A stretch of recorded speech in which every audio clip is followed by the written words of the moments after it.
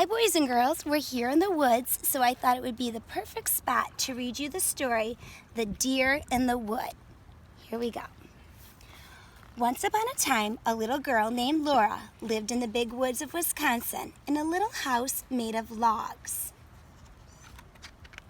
I see another little girl and boy out in the woods enjoying it. Laura lived in the little house with her pa, her ma, her big sister Mary, their baby sister Carrie, and their good old bulldog Jack. In autumn, all the days were getting short and cold. A fire burned all day in the cook stove to keep the little house warm. Laura and Mary worked on their patchwork quilts in front of the fire. You see those quilts there, boys and girls? Look at those young girls sewing. What a great skill for them to learn. One night, Pa said that after supper he would go into the big woods to look for a deer. There had been no meat in the little house since spring, and it was time for Pa to go hunting again. After supper, Pa went into the big woods. Laura and Mary went to bed, and they missed the songs Pa always played for them on his fiddle before they fell asleep. The next day, Laura and Mary waited for Pa to tell them about the deer.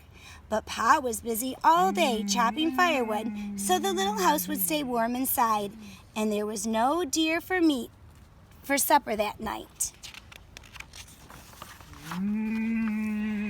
After supper, Pa took Laura on his knee while Mary sat close on her little chair.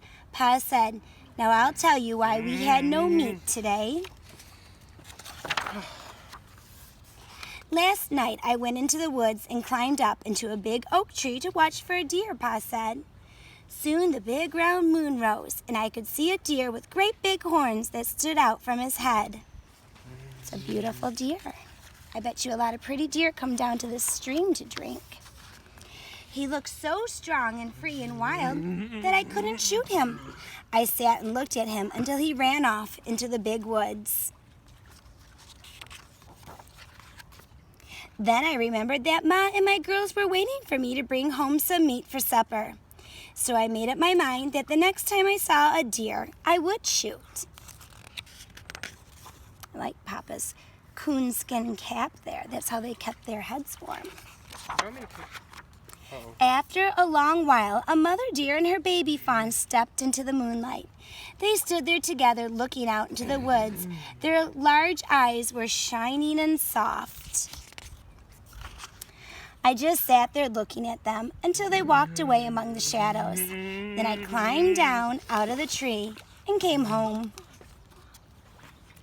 Laura whispered in his ear, "I'm glad you didn't shoot them." And Mary said, "We can eat bread and butter." Pa hugged both of them together and said, "You're my good girls."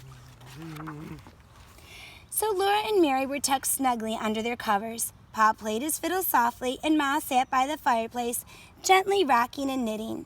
And Laura lay awake a little while, thinking how lucky they were to be safe and cozy in their little house in the big woods. And look at that, the mama deer and baby deer out in the woods.